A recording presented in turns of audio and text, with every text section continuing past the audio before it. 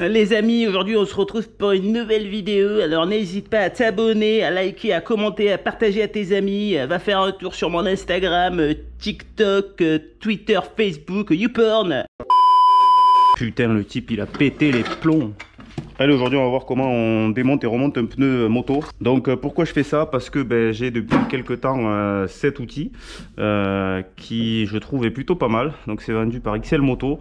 Je fais pas de pub, il n'y a pas de mémoire, je crois qu'ils vendaient ça 70 balles, un truc comme ça, et ça va super bien. Ça fait décolleuse, ça permet de démonter et remonter le pneu, donc tout en un on va dire. Moi ce que je te conseille si tu achètes ça, c'est de le fixer sur un support, se fabriquer un support ou le mettre sur une table, un établi, mais fixe quoi, parce que comme ça quand tu forces sur le pneu, il n'y a pas tout qui tourne, c'est quand même beaucoup mieux et plus stable.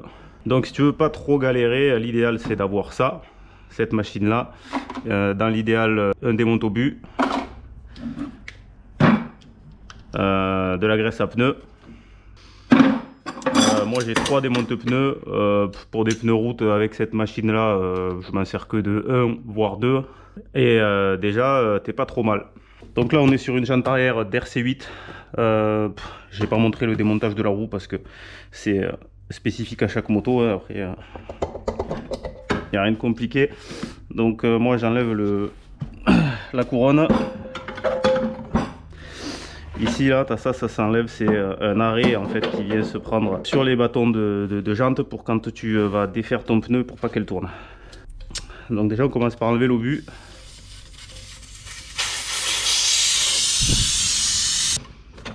Hop, ici tu as une molette, là ici ça tu peux le régler selon la dimension de ta roue, donc faut arriver à fleur de la jante sans la toucher.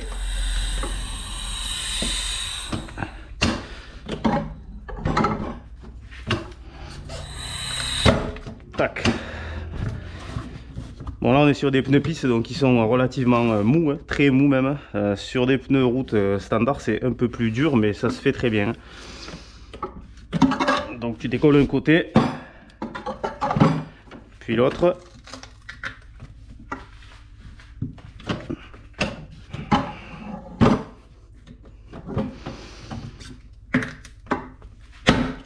Tac.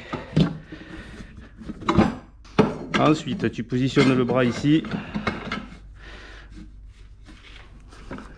Donc tu vois, le sabot, il faut qu'il prenne bien la forme de la jante. Ici, tu le verrouilles.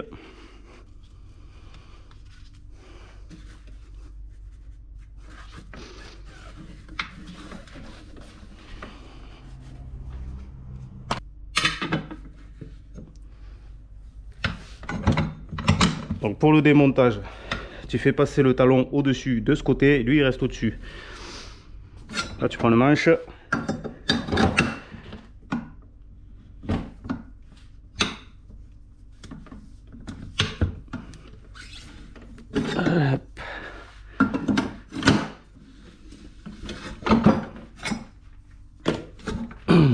Hop, tu as sorti le premier talon.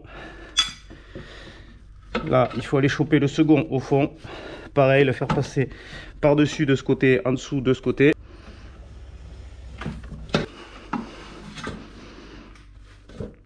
Tac, et ça sort. Donc ça là, c'est un genre de téflon là. En plus, donc en le graissant, là, ça glisse sur la jante. Ça abîme pas le bord de jante.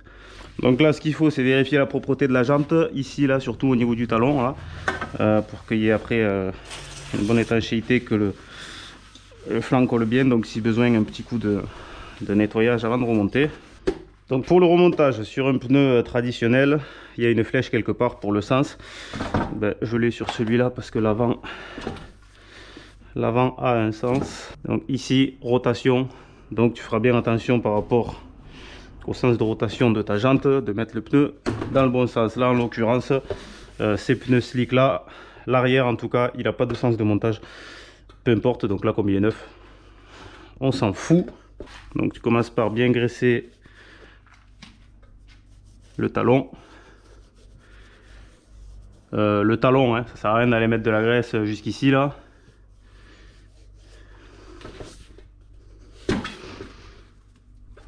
L'autre côté.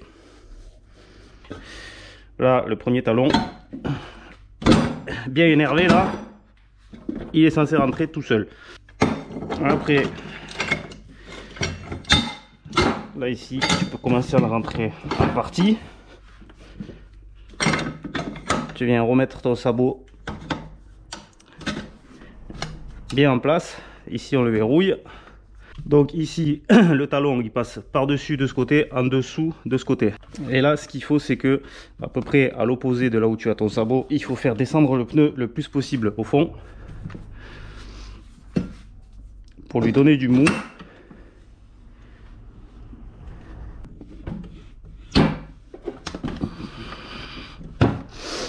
Tac. Tu vois, en fait ce qui se passe c'est que le fait de passer le talon d'un côté en dessous et un côté en dessus, tu as un côté qui passe dessous et qui fait descendre la lèvre du pneu, et l'autre côté en fait empêche l'outil de remonter parce que le pneu il passe par dessus. Bon, je sais pas si tu as compris mais tu l'as vu quoi. Donc maintenant avant de remettre l'obus, on gonfle, il faut le faire claquer, tac, tac, ça y est les deux côtés ont claqué. Donc ensuite tu as vu c'est ta pression en fonction de la moto que tu as. Si tu es un puriste comme moi, tu équilibres même ta roue arrière. Alors réel intérêt ou pas, je sais pas, je suis pas ingénieur. J'ai lu et vu à droite à gauche que a priori équilibrer la roue arrière pouvait permettre une usure plus comment dire, plus maîtrisée ou moins une meilleure usure du pneu arrière, parce qu'un pneu mal équilibré en fait toi tu t'en rends pas forcément compte en roulant mais il peut avoir tendance à sautiller derrière et à créer des déformations. Bon j'ai envie de te dire sur piste à la vitesse où il part à la limite on va même pas avoir le temps de s'en rendre compte à mon avis, mais bon sur une moto de route ça peut être intéressant d'équilibrer l'avant et l'arrière. Dans tous les cas moi j'ai tout ce qu'il faut donc j'équilibre les deux. Donc pour ce faire il te faudra ça là, c'est une équilibreuse manuelle à l'ancienne, tout ce qu'il y a de plus classique ça vaut, tu trouves à partir de une trentaine d'euros je crois, après il y en a des plus chers. Donc l'avantage de la mettre là-dessus aussi c'est qu'une fois que tu as monté ton pneu, tu vas faire tourner, ça te permet de voir que ton pneu il est bien monté partout des deux côtés. Tu peux en profiter pour contrôler le voile de ton disque en mettant quelque chose. Moi tu vois ici là j'ai un riselant, tu attaches un riselant ou tu mets un tournevis comme ça là, tu fais tourner ta roue, ça te permet de voir si ton disque, bon sur un disque arrière c'est quand même plus rare mais sur la roue avant ça permet de contrôler l'état de voile des disques, éventuellement la roue aussi qui peut être voilée. Donc bon, en la faisant tourner comme ça te donne quand même une base de contrôle intéressante. Donc là bon il y a encore les anciens plombs d'équilibrage, donc on va les faire sauter parce que on voit que la roue elle n'est pas équilibrée. Donc je les dégage et on reprend. Donc comment ça marche? Alors le but, en fait la roue elle est montée sur des roulements ultra libres là, qui lui laissent une liberté totale. Alors il y en a qui font ça directement sur l'axe de roue sur la moto là, c'est-à-dire avec les roulements de la roue sur les roulements de la roue quoi. Donc ça c'est méthode de clochard, ça marche pas du tout parce que tes roulements ils freinent tellement dans la roue qu'elle s'arrêtera jamais au même endroit, ni enfin ça ou rien c'est pareil donc non, soit tu fais avec un vrai truc qui freine pas la roue et qui va donc la laisser s'arrêter sur son point sur son point le plus lourd, le faire sur la moto en cas t'as qu'à le faire avec le kitchen aussi qui qui freine la roue, enfin c'est n'importe quoi. Donc le but c'est de la faire tourner pas trop vite sinon elle va tourner 2 jours et de voir comment elle va s'arrêter. Donc si elle s'arrête dans sa position et qu'elle y reste, c'est qu'elle est relativement bien équilibrée. Si elle s'arrête, qu'elle repart, qu'elle revient, etc., c'est qu'il y a, comme c'est le cas ici, un bas lourd quelque part. Donc le but c'est de déterminer à quel endroit se trouve le point le plus lourd. Forcément, les lois de la physique, le point le plus lourd il sera en bas. Donc on attend qu'elle s'arrête. Non, on boit une bière. Donc elle est en train de s'arrêter et comme c'est souvent le cas, le point le plus lourd il se situe là où il y a la valve. Ça arrive que ce soit pas le cas mais c'est souvent ça. Donc maintenant qu'est-ce qu'il faut faire? Étant donné que le point le plus lourd est ici, il va falloir compenser en mettant du poids ici. Donc là on se prend à la verticale, on fait un repère sur le pneu là et donc c'est à cet endroit qu'il va falloir compenser. Donc après il te faut des plombs d'équilibrage. J'en ai presque plus d'ailleurs. Donc moi ce que je fais, c'est que je les mets d'abord avec du scotch. Sans utiliser la partie adhésive. Donc tu commences par en mettre, là vu la vitesse où elle repart, il va en falloir un peu quand même. Donc tu commences par en mettre 10 grammes par exemple, donc 2 plombs de 5. Et ensuite pour tester, donc tu remets ta roue dans une position, il faut la tester dans les 4 positions à peu près quoi. Donc là tu verras si elle repart ou pas. Si elle repart dans un sens ou dans l'autre, bon si elle remonte, c'est qu'il n'y a pas assez de poids. Si elle descend, c'est que tu en as trop mis, évidemment. Donc il faut y aller à tâtons, tu rajoutes jusqu'à ce que ta roue ne bouge plus, que tu la mettes dans cette position, dans cette position, dans cette position ou dans cette position.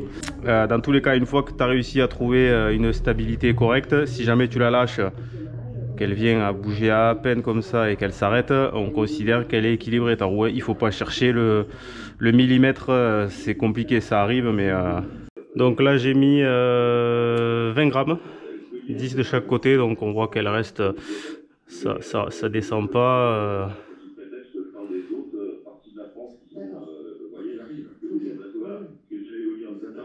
Voilà, bouge pas. Tu vois, tu fais sur les 4 axes quoi.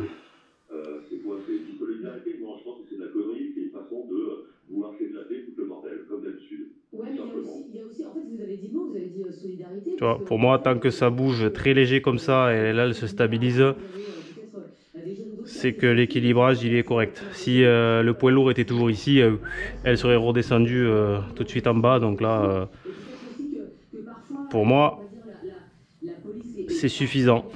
Donc plus qu'à les coller définitivement sur la jante, remonter la roue sur la moto et puis en avant. Rechecker la pression quand même, important. Et surtout sur route, pneu neuf égale l'étiquette. Pneu neuf égale grande prudence. Voilà, si tu as appris un truc, c'est très bien. Et comme je t'ai dit, si tu veux investir dans un peu de matos pour pouvoir monter tes pneus toi-même, franchement cet appareil là, pour moi pour l'instant rien à dire, j'en ai fait un bon paquet. Celle-là j'ai changé les pneus 2-3 fois dessus au moins. Sur celle-là, ouais, j'en ai fait aussi quelques-uns, j'en ai fait pour des potes. J'ai fait des pneus d'enduro aussi à chambre à air. Bon, c'est toujours un peu plus galère, mais ça c'est pas le problème de la machine, hein, c'est que bon, des pneus d'enduro, des fois ils sont vachement raides à sortir et puis avec la chambre à air et tout, c'est toujours une galère. Les bib mousse, alors là j'en parle même pas, c'est pire. Mais non, un bon produit pour un prix correct, une fois fixé comme je l'ai fait là, en plus c'est super stable pour travailler, ça va super bien. Voilà, allez on va continuer le chantier.